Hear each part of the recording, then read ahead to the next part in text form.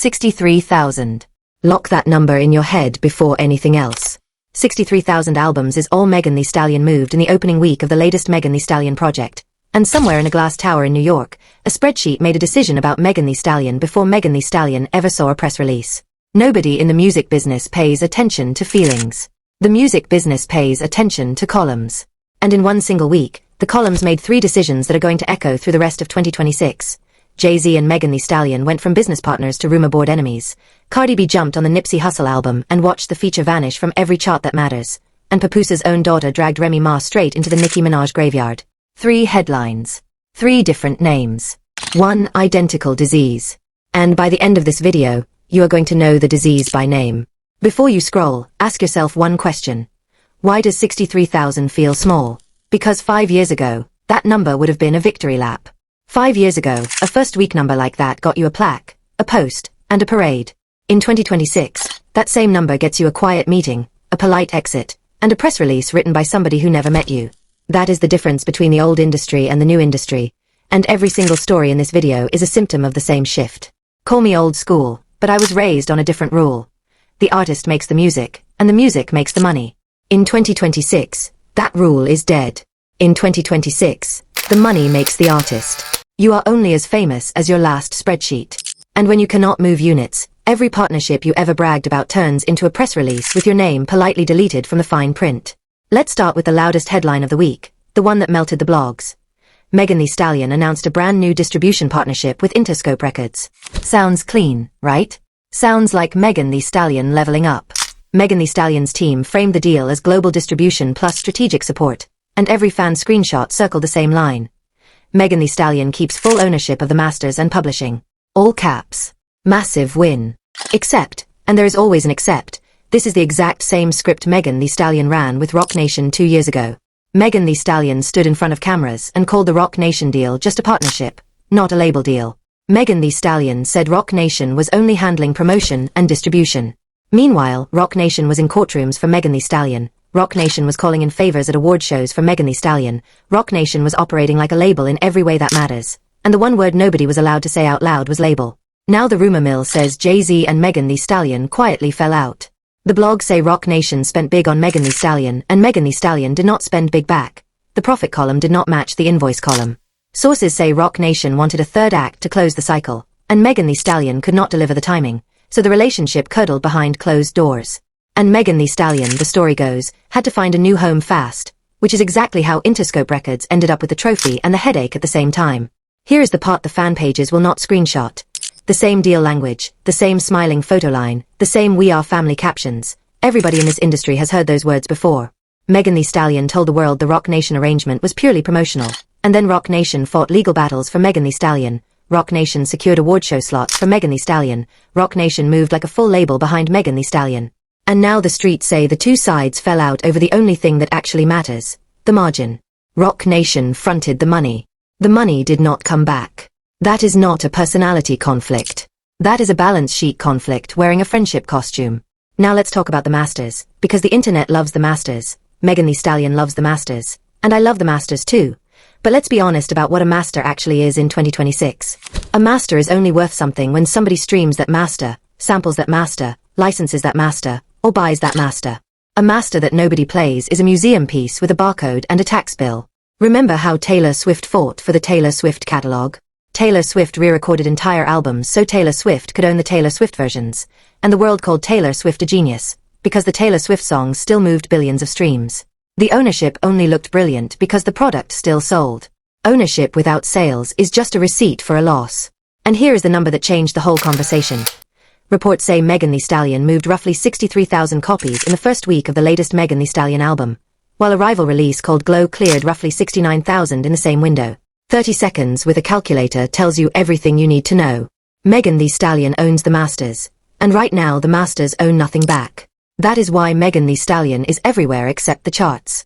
Megan Thee Stallion is on the chip commercials, the chicken chain ads, the festival residencies, the reality show appearances, and none of that is shade. That is survival math. Popeyes pays. Cheetos pays. Love Island pays. The music, at this moment, barely pays rent. So when Megan Thee Stallion posts about owning the masters, What I actually hear is an artist who has to monetize every other corner of the brand just to keep the machine loud enough to matter. People with short memories forgot this is round 2. Megan Thee Stallion lived the exact same extraction process with the previous label, 1501. Arguments about money, arguments about what counted as an album, arguments about whether a mixtape could satisfy a contract. Megan Thee Stallion won those battles in public and lost years of momentum in private.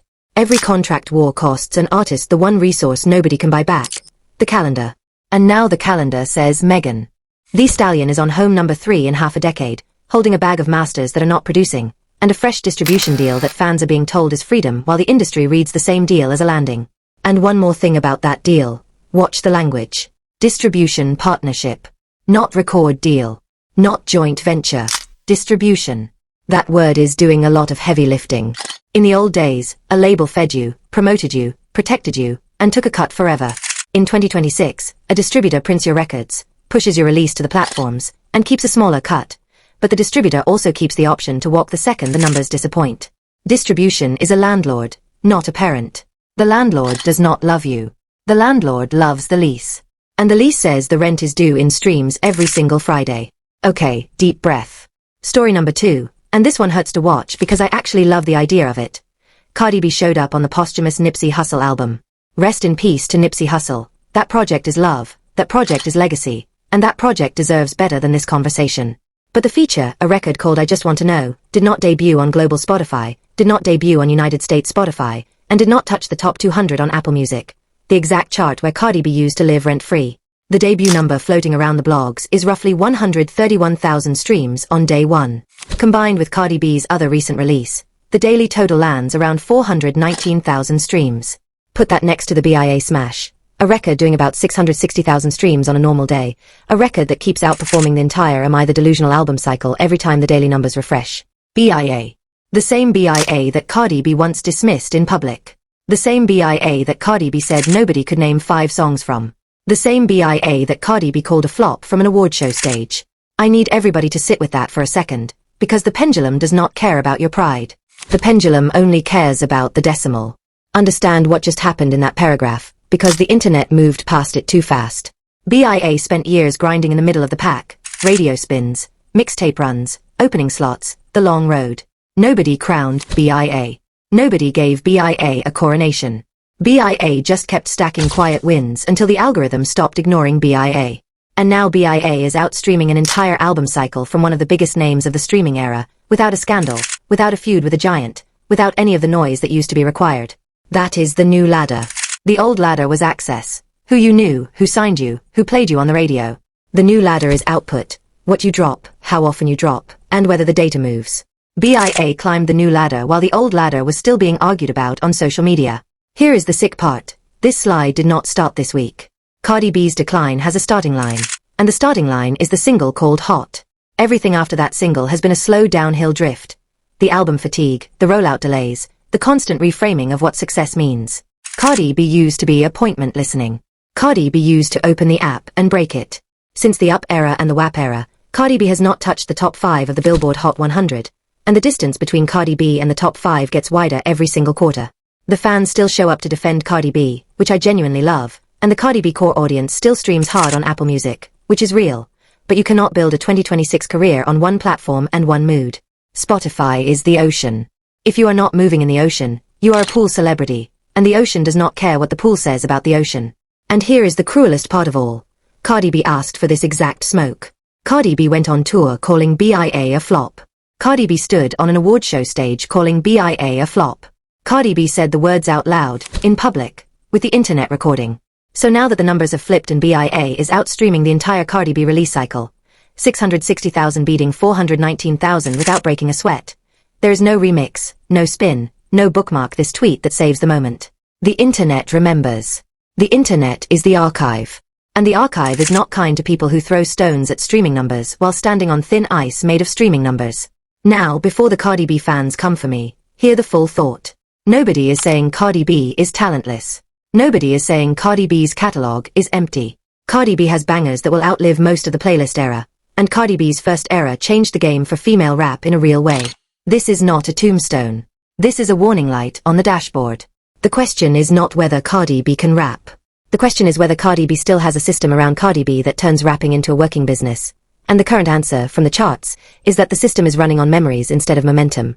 The same warning light is blinking in the Megan Thee Stallion story, and the same warning light is blinking in the Remy Ma story.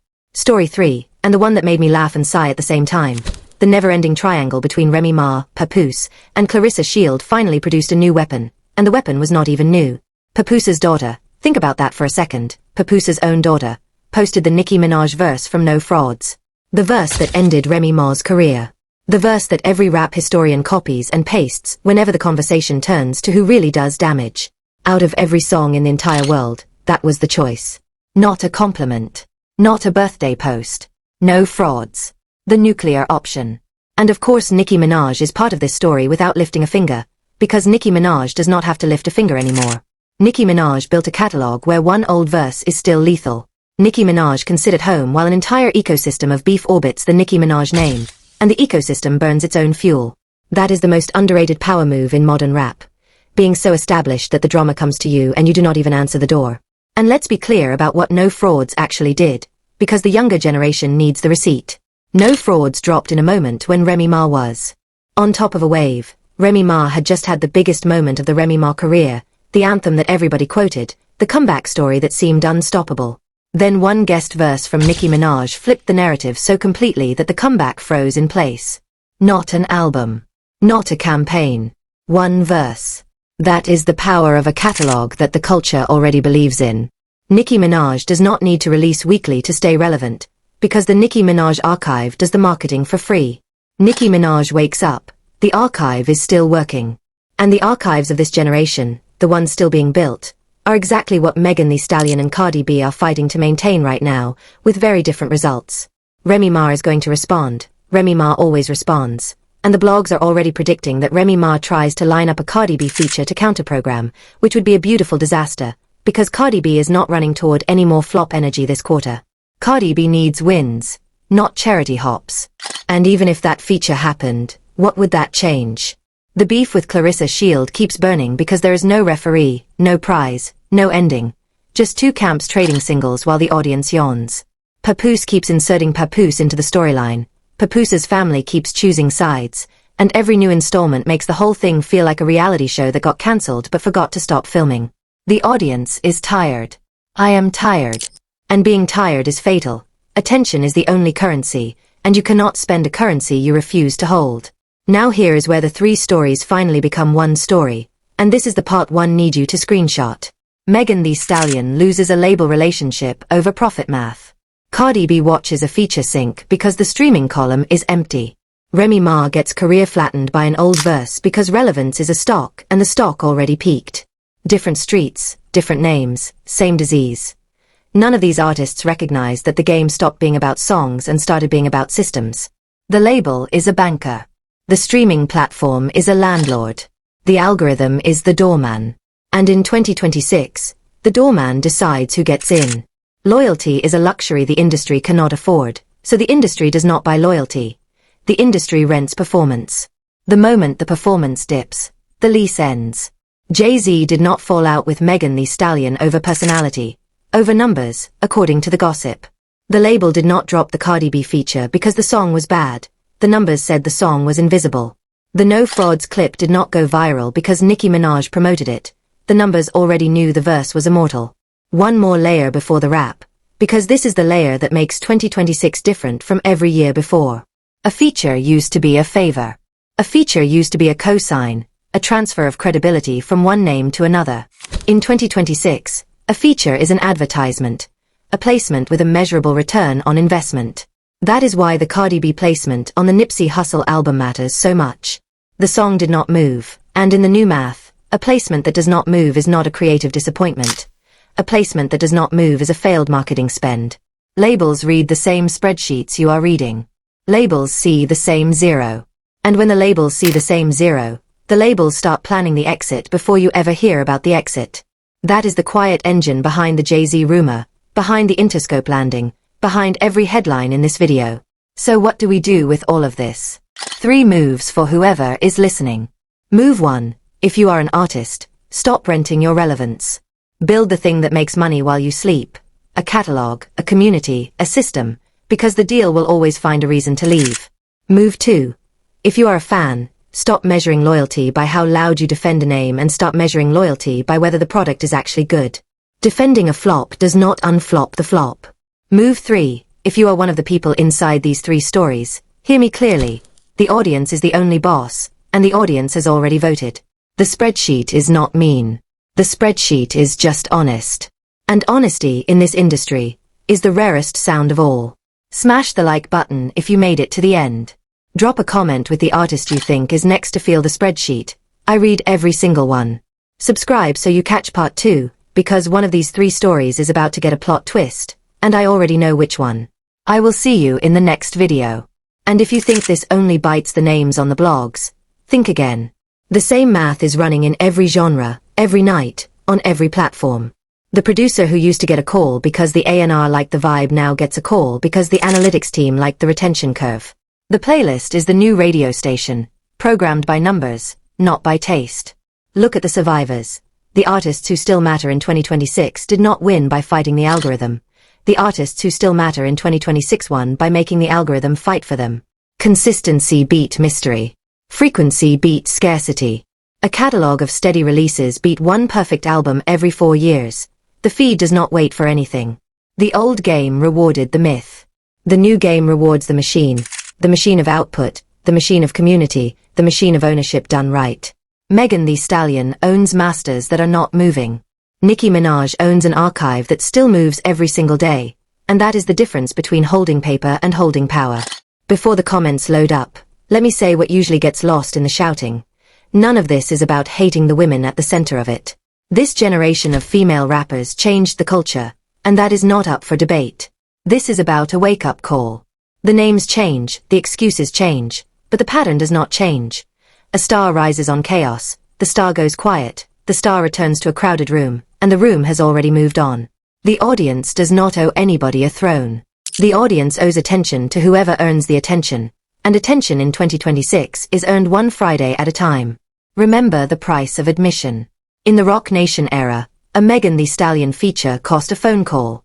In 2026, the price of admission is a playlist placement, and the playlist does not care about the phone call. In the WAP era, a Cardi B drop used to be an event that broke the app. In 2026, an event is a 30-second clip that survives the algorithm for 12 hours. The game did not get meaner on purpose. The game got faster, and everything that cannot keep pace gets left behind, sleeping at the merge. Nobody is safe from the merge. Not the legend, not the new star, not the industry that made the rules. The only safety is velocity, child.